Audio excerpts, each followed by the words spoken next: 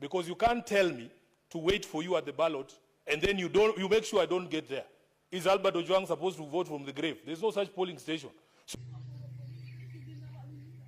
Ladies and gentlemen, video hiyo ambayo nimekupa kionjo tu ni nyumba ya village elder kule Kirinyaga, ambayo siku ya leo inasemekana kwamba kuna baadhi ya vijana ambao kwa majina wanaitwa goons wamechoma ile nyumba. Now ladies and gentlemen, when Rigathi Gachagua is talking about what is happening in his community, kuna baadhi ya watu ambao wanampinga, lakini pia kuna baadhi ya watu ambao wanakubaliana na yeye. Kuna watu ambao wanataka kuchukua muda wao kuangalia kwa makini hivi ni kweli vitu ambavyo Rigathi anasema ama sio kweli. Now ladies and gentlemen, nataka tuzungumzie hichi kitu ambacho kimesemwa sana kwamba serikali ya William Ruto ina uhasama na watu ambao wanatoka Central Province, ama tuseme kwa mfano watu ambao wanatoka Mount Kenya. Lakini pia watu wanasema hii ni kitu ambacho inafanyika kwa sababu ya utofauti ambao uliopo kati ya Rigathi Gachagua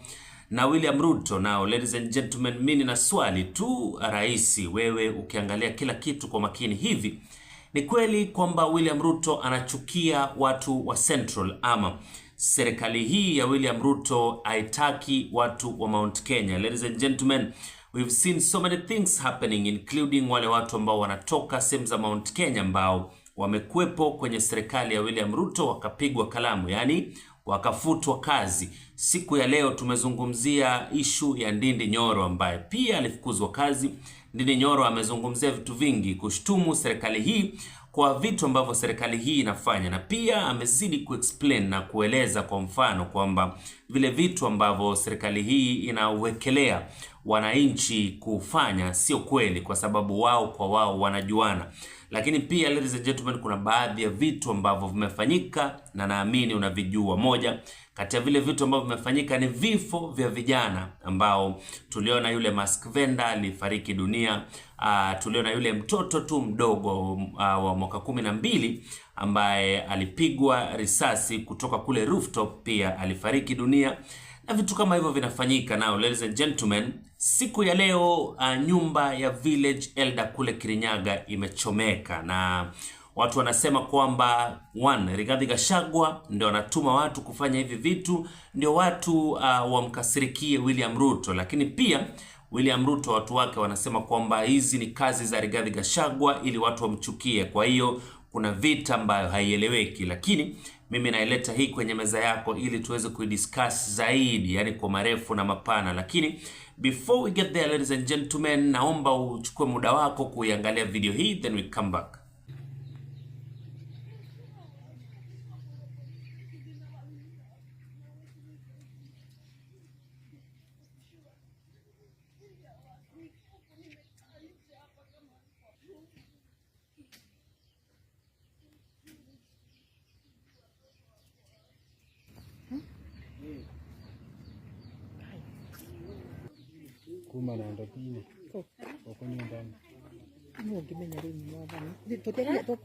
Now ladies and gentlemen, how are you doing? I hope you're doing fine and this finds you in good health. My name is Madini Classic and welcome back to our YouTube channel. Ladies and gentlemen, ni kuombe tu unipe support yako kubwa kama kawaida vile umekuwa ukinipa support kwenye channel hii kwa kusubscribe.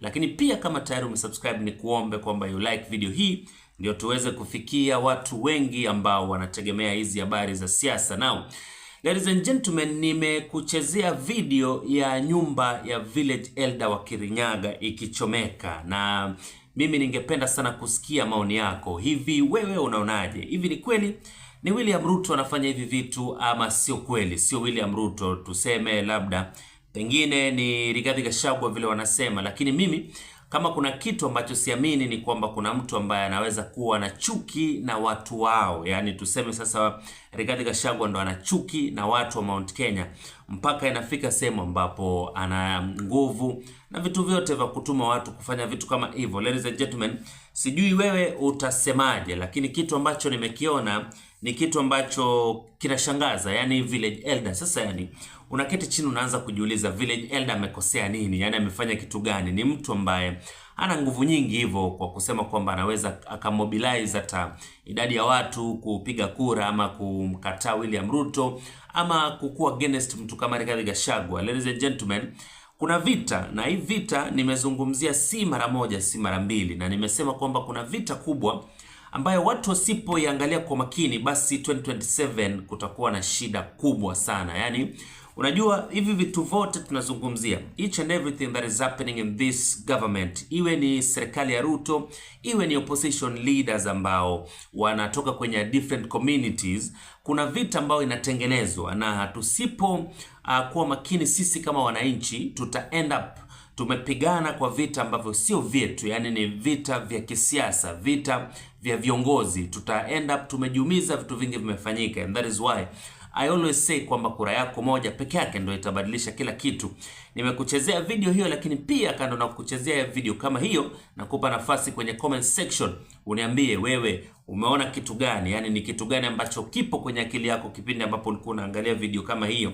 Now ladies and gentlemen, kitu kikubwa ambacho nataka tuzungumzie siku ya leo pia ni kauli ya Sifuna. Now ladies and gentlemen, Sifuna amezungumza, lakini kabla tufikie kitu ambacho Sifuna amezungumzia, mimi nina swali, yani sijui, inanisumbua kila siku. Sifuna anataka nini? Kitu gani ambacho Sifuna anapigania kwenye career yake ya politics?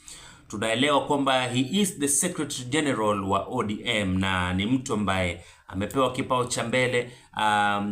Raila Amolo Odinga pia anamsikiliza sana, yani ukisikiza hata kwa makini kila siku Raila Amolo Odinga anasema kwamba Sifuna akizungumza ujue vizuri sana kwamba ODM wamezungumza ama Raila Amolo Odinga amezungumza. Kwa hiyo kile kitu ambacho Sifuna anasema ni kitu ambacho labda imetoka kwa midomo ya watu wa ODM kama party ama imetoka kwa mtu kama Raila, though anaweza kuwa hataki kuzungumzia, ndio maana anapitia nyuma ya pazia na anazungumziwa na mtu kama Sifuna. Now ladies and gentlemen, Sifuna ameuliza swali, na hii swali ningependa pia wewe unisaidie kuijibu. Ameuliza swali akisema kwamba William Ruto anatarajia kupigiwa kura kama 2027, lakini watu ambao wamechukua ID, watu ambao ni voters wanawaua, yani watu wanafariki dunia hivi. Ana expect apigiwe kura wapi? Ana expect apigiwe kura kipindi ambapo mtu yupo kwenye kaburi, ama ana expect apigiwe kura wapi?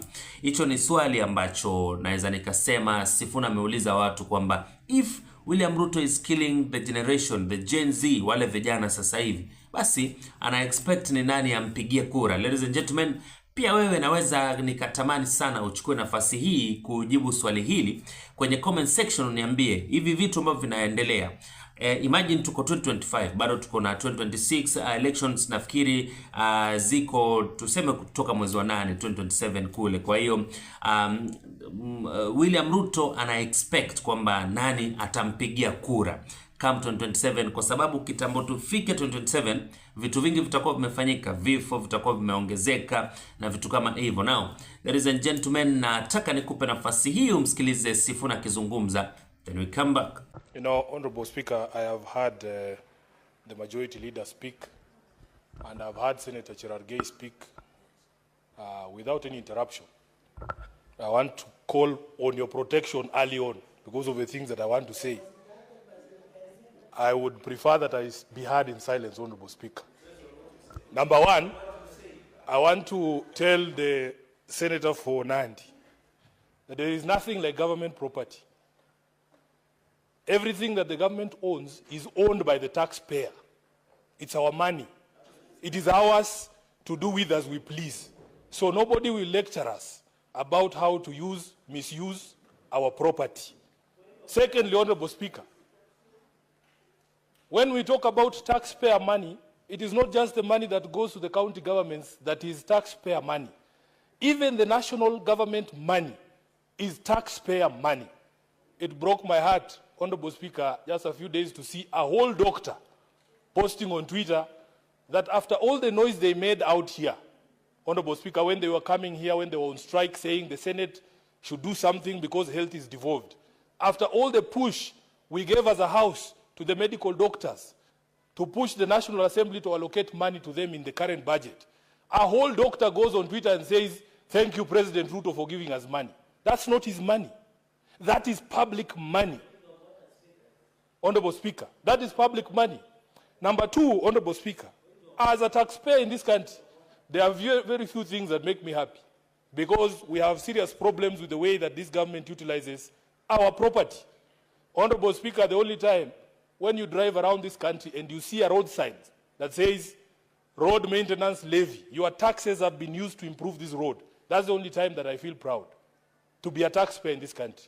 But all these other times, when you talk about people putting their photos everywhere, I have seen governors, whenever there is a tax waiver, his photo is bigger than the message that is in the newspaper. I have seen governors buying billboards. The face occupies 3/4 of the billboard. The message is so small, the rest of the billboard is his face. Honorable Speaker, even this week, I have seen a governor who is my friend, and I have to say this because I want him to succeed. He has bought time on Citizen TV, prime time. I was watching the news at night, and I see a governor advertising a project that is funded by the county government, and he's saying that this project has been funded by so-and-so. I was very shocked. Where do you get the money, Honorable Speaker? I don't want to be informed. Sifuna, do you want to be informed? I don't want to be informed. I'm in the middle of teaching. I'm in the middle of a lecture. Honorable Speaker, so I was very shocked. You all have TVs, you can pay subscription, you will see the governor. So, Honorable Speaker, I ask that you protect me. When I began this submission, Honorable Speaker, I asked that you protect me because I knew this would happen. Honorable Speaker, we have seen images of governors. What is your point of order, Senator Chelgei? Under which standing order are you reaching the point? Speaker, I stand under standing order 101 on contents of speech. When Senator Sifuna says he's teaching us, is it part of the rules of debate, Mr. Speaker?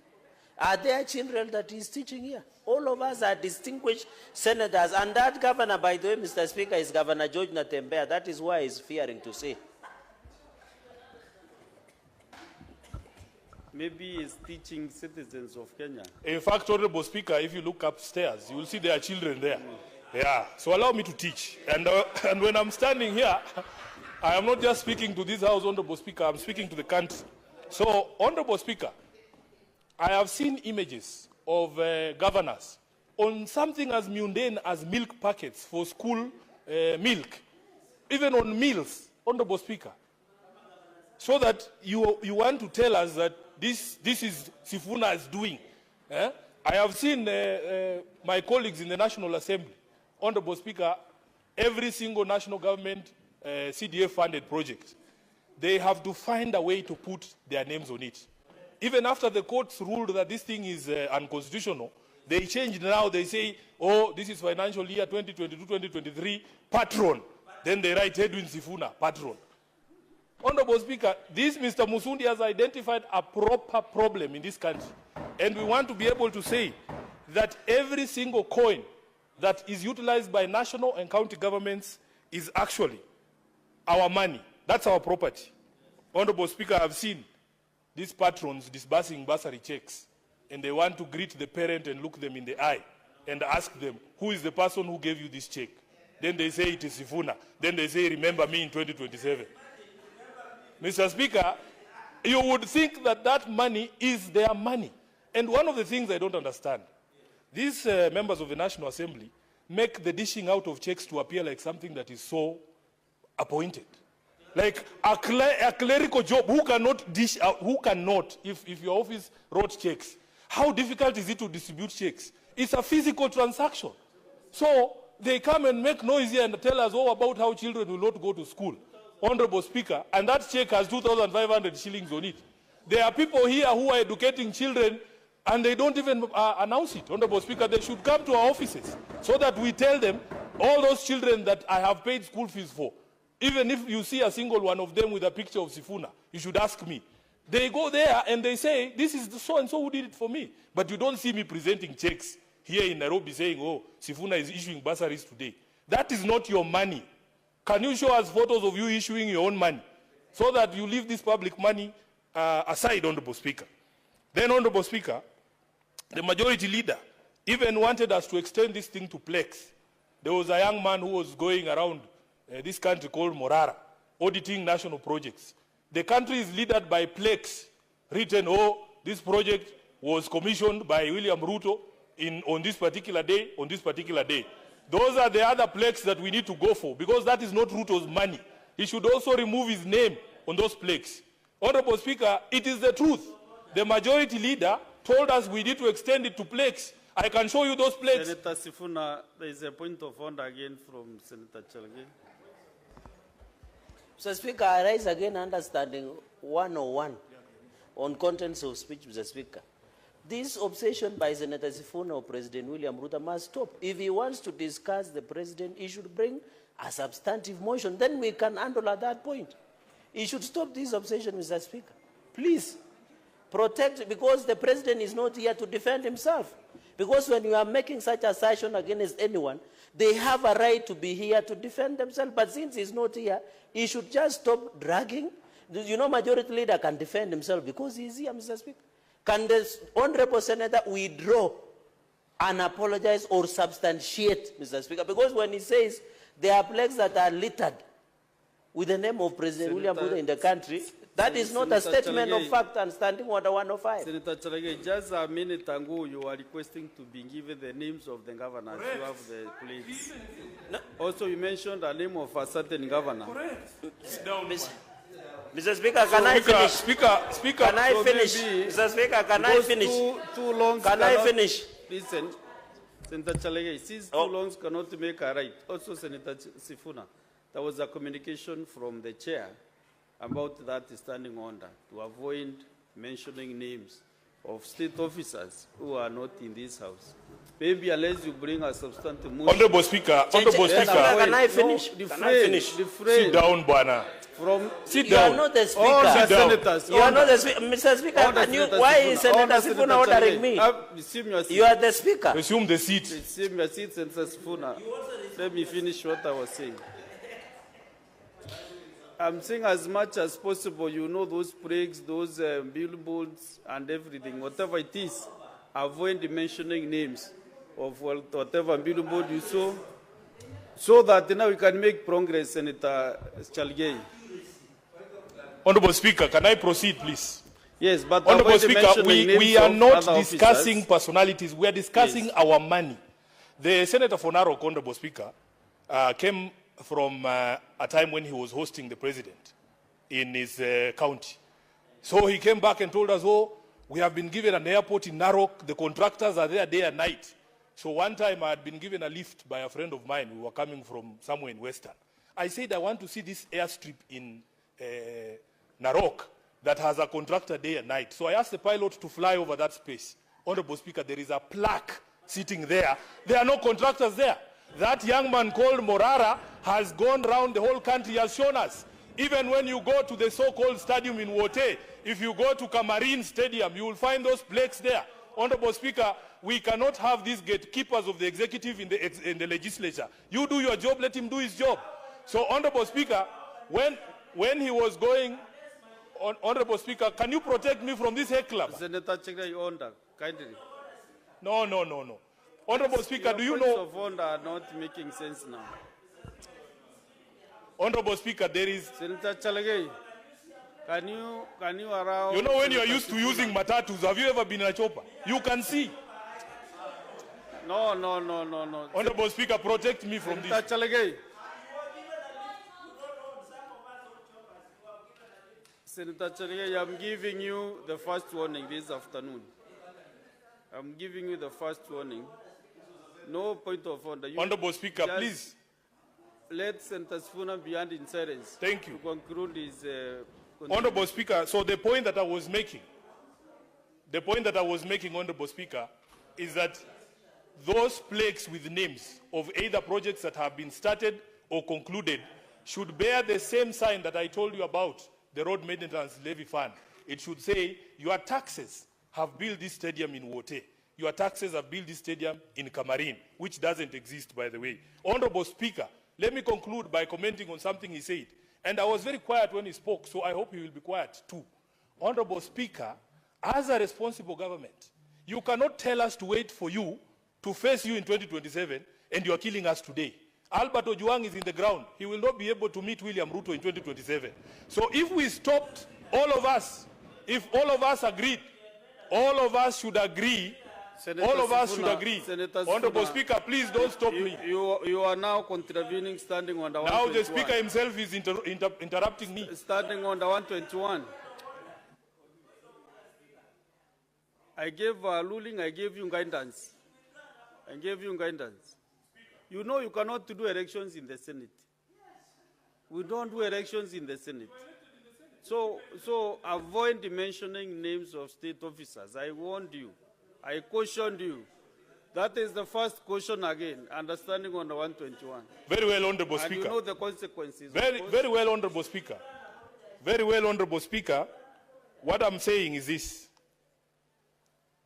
All of us must agree that if decisions are being made democratically at an election, can we guarantee that all of us get to that election? Because you can't tell me to wait for you at the ballot and then you make sure I don't get there. Is Albert Ojwang supposed to vote from the grave? There's no such polling station. So when you talk about a state officer standing up and saying you can shoot people, as if people don't die from gunshot wounds. Honorable Speaker, we saw Rex Masai, the young man who was killed during the protest, was shot in the leg. So how can you tell people to shoot people in the leg as if those injuries are sustainable injuries? So, Honorable Speaker, we want to make it very clear that as a country, we have totally lost our way. And we will not have a conversation with someone telling us to wait for 2027 when he's not giving us a chance to get to 2027. He has become an existential threat for this country, and he must go as soon as possible. I thank you. Now, ladies and gentlemen, umemsikiliza Sifuna akizungumza kwa makini kutoka mwanzo hadi mwisho. Zile projects ambazo William Ruto anajiwekea, zile projects ambazo most politicians ama viongozi wa nchini Kenya wanajiwekelea. Yani mtu anatumia pesa za wananchi, kama kwa mfano hizi taxes ambazo sisi tunazilipa, hizo pesa ndo zinafaa kutumika kwa zile projects za serikali na vitu kama hivyo. Lakini pia unapata kwamba kiongozi anapopata nafasi hii kupata hizi fedha kuzitumia kwa project za wananchi, anageuza na anasema ni pesa zake. Lakini pia Sifuna amezungumzia issue ya William Ruto na mauaji ambayo yanaendelea na kusema kwamba the shoot to kill statement ambayo ilikuwa imetolewa na Murkomen ikaja ikatolewa pia na William Ruto, akasema mtu apigwe risasi miguuni. Na pia Nelson Koech amezungumzia story kama hii pia siku ya leo. Sifuna amezungumzia kitu kama hiyo na akasema that is not right. Now, ladies and gentlemen, kwako wewe sijui opinion yako itakuwaje, lakini kitu kikubwa ambacho mimi nafanya ni kukuletea habari hizi pindi tu zinapotokea. Naweza nikasema kwamba Sifuna breathe fire kwa serikali ya William Ruto, na Sifuna ni mtu ambaye anazungumza hivi vitu kila siku. Na ladies and gentlemen, swali langu kubwa ni hivi, Sifuna nia yake ni gani? Anatetea tu wananchi kama kawaida, tuamini kwamba anatetea, ama labda kuna lengo tu fulani yako nayo? Kuna mtu nilimwona is actually a political analyst ambaye alikuwa anasema kwamba Sifuna is the baba secret card come 2027. Sijui wewe unaona Sifuna ametosha ama bado? Lakini pia tukiangalia kwa makini vitu ambavyo vinaendelea, vitu ambavyo Sifuna anazungumzia kila siku ni vitu vya maana. Is so vocal, ni mtu ambaye anapendeza watu kwa majibu yake, kazi yake ambayo anafanya kule Senate na pia vitu kama hivyo. Now, ladies and gentlemen, niseme asante kwako wewe ambaye you are a community member wa Madini Classic, lakini pia kama wewe ni mgeni niseme asante na karibu kwenye familia. Now, ladies and gentlemen, nichukue nafasi hii kusema wewe una nafasi kubwa sana pia kwenye comment section kuniambia. Tumezungumzia issue ya the village elder kule Kirinyaga ambaye nyumba yake imechomwa na inasemekana kwamba imechomwa na vijana. Lakini pia tumezungumzia issue ambayo Rigathi Gachagua anasema kila siku kwamba William Ruto anajitahidi sana kuhakikisha kwamba amemaliza watu wa Mount Kenya kabisa.